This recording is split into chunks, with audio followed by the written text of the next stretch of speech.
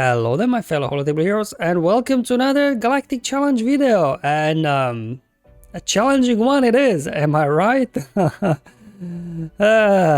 Yeah, combination of modifiers and feats, definitely a bit annoying today, but I was able to find a couple of solutions, so hopefully they'll help you out.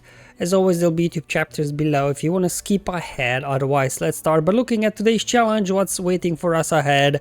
The enemies, feats, modifier, you know, the usual stuff. Now in terms of the enemy, they are Inquisitors, but they get Empire modifier yet again, because we all know the Inquisitor modifier is a bit weak, whereas Empire 1 is quite powerful. And yeah, I know all Inquisitors are Empire, I guess, so that's fine, but still feels a bit unfair, doesn't it? Anyway, at least I guess there's no Riva in there, so let's I guess just be happy that we are facing only a Grand Inquisitor squad. Now in terms of the feats, we have to win with a full team of Bad Batch units, so whether you use new ones or old Bad Batch, I think they can all get it done without much problems. And this is where the fun begins, right? Simple tricks. Win after using no more than 3 special abilities. So no 4, 5, but 3 abilities at max. And why is that a challenge? Normally, not that much of a problem. However, in combination with the Coruscant modifier, right, we have the whole democracy thing going on where the leader can't be defeated if they have allies alive. Until you use democracy 3 times, then they get instantly defeated, which is great, but democracy counts as a special ability, which means that if you want to rely on using democracy and instantly defeating Grand Inquisitor, because to be honest it seems like the only way to do it, because the guys are very thick, they're healing and things like that, so that means you use democracy 3 times and then it's basics only from here on out. So definitely the combination, I guess, with the simple tricks feat and the modifier today, definitely a bit on the challenging side. But again, I was able to find a couple of teams, so hopefully that'll help you out. In terms of the modifier, is this the first Bad Batch challenge maybe? Because I don't remember this modifier, so let's go ahead and read it out. Whenever a stealthed Bad Batch ally attacks out of turn, they dispel all debuffs on themselves. Blind the target enemy. Whenever a non-stealth Bad Batch ally attacks on turn, doesn't sound really that amazing, does it? Because if you dispel debuffs on yourself, meaning purge, enemies getting turn meter, so I'm not sure I would want to have a dispel in this case. Whenever an enemy has a buff dispel, they take damage. Okay, a little bit of extra damage, I guess, not bad. But only 5%, doesn't sound a whole lot. And then whenever a Bad Batch ally is rescued, their cooldowns are refreshed. So basically this modifier is tailored to new Bad Batch squad, because as we know, the old Bad Batch squad, they don't have the rescued mechanic. Well, I guess you could run the old Bad Batch crew, but instead of Hunter lead, do Omega Fugitive lead. I guess you could try that. But I don't know, I don't understand the new Bad Batch squad enough because I have them at low gear. I'm not using them for anything, so I'll just be using OG Bad Batch squad in this one. I'm pretty sure if old Bad Batch can do it easily, so can the new batch do it, right? And as mentioned before at the beginning of the video, they do get the Empire modifier, not the Inquisitor one. And does a lot of things. Yeah, they get Snowtrooper operative summoned to the field. However, the biggest pain in this one is whenever the leader uses a special ability, they call everybody to assist. And Grand Inquisitor is gonna be very fast, because also from the modifier, I think the leaders are getting like plus 100 speed or something, so Grand Inquisitor will be very fast, outrunning him. Unless you have a Galactic Legend, it's gonna be very difficult. He's gonna go, use his torture ability, mass assist, and most likely take somebody down right out of the gate. Yeah, not fun at all. But anyway, let's get, I guess, the easy bit out of the way. Well, at least for me it was. I got Relic 5 days, guys. I haven't had any issues. Now I do have some good speed. I think my echo's around 360, tech around maybe 315 or something like that. So as long as you got enough speed that, you know, you can go after Grand Inquisitor and get your thing going, you should be fine. A Wrecker doesn't matter, he's just gonna get taken out by the Mass Assist. That's fine, that was his job, to take the big hit, and now the rest of these guys can carry, right? We can daze them now, do an AoE, then get a Dispel. They only used Democracy once already, but anyway, let's go ahead, dispel all the debuffs. We use Democracy first time as well. To be honest, this point doesn't even matter, you're just kind of waiting to get to Democracy. And the way I obviously do get it charges by applying debuffs or gaining buffs. And luckily Bad Batch, they do both, right? As you can see, Democracy second time already. They're getting lots of buffs, they're spamming lots of debuffs, so you shouldn't have issues, I think, with Bad Batch to get first to Democracy and just insta-kill Grand Inquisitor. There we go, Democracy used for third time. Grand Inquisitor goes down, and at this point you are good to go. Like, as soon as Grand Inquisitor goes down in all these battles, you go like, yeah, it's a win. Because once he goes down, like, these other guys didn't do a whole lot of damage. So yeah, there we go, Bad Batch.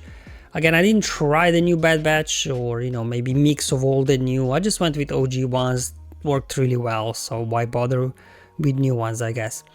And now here comes the tricky bit. So first, one non-Galactic Legend option. I tried a few things, but seems like Traya kind of could be the best option here, right? Because we get lots of durability with her leadership.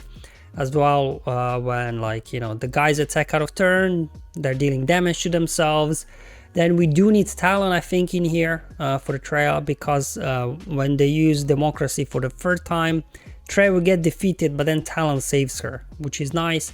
You definitely need Malak in there. Anytime he's getting hit, he's landing fear on the enemies, which charges your Democracy. Then you need a Pre-Tot of some sort. Now, it doesn't have to be Sith Empire Trooper. Can be anybody, because as you've seen it from the first battle, they'll just probably get taken out in the opening Mass Assist anyways. And then Nihilus,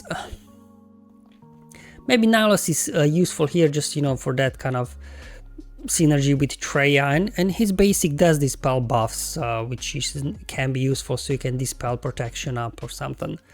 But anyway, same as in the first one, they're gonna go Mass Assist, take down your tank. And this is a 4v5 battle now. So same thing as before, we'll just be using Democracy, but unlike the Bad Batch battle here, we cannot use special abilities because Democracy counts as a special ability. A bit of RNG in this one, like if they take out Talon before they get to Democracy for the third time, this could be different. So definitely this one needs like 3 or 4 attempts for RNG to line up.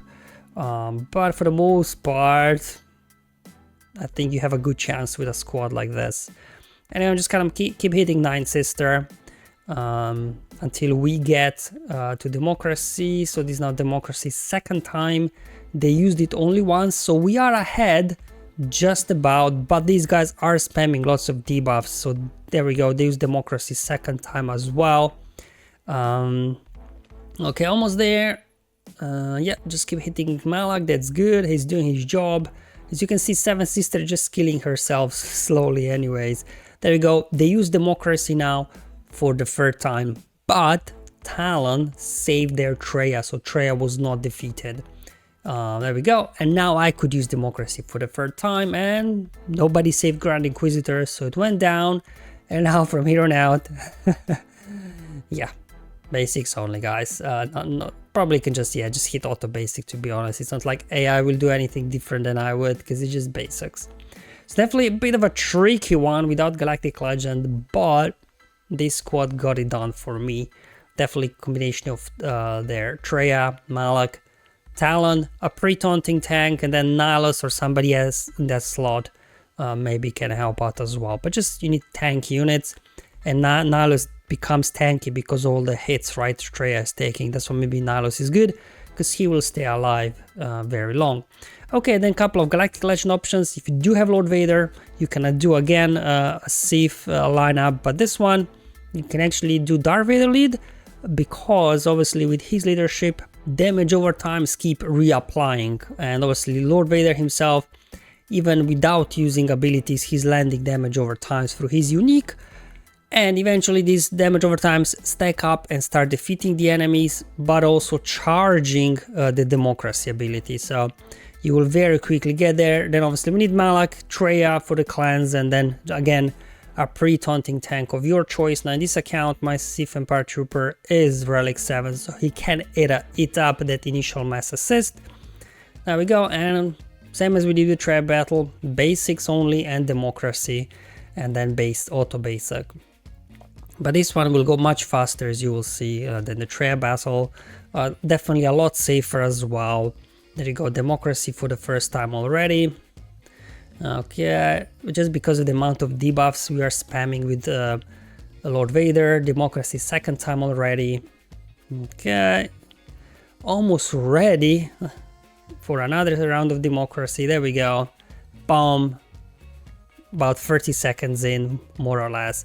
And hit auto basic, and down they go. Stuff like, you know, I think like some sort of Sith lineup will be best today, but if you're a bit weak, I guess, in terms of the Sith Lords and the dark side in your roster, Jabba I tried as well. It's a nice option also, because Jabba on his basic is giving protection up to everybody, and that counts obviously for the democracy charge.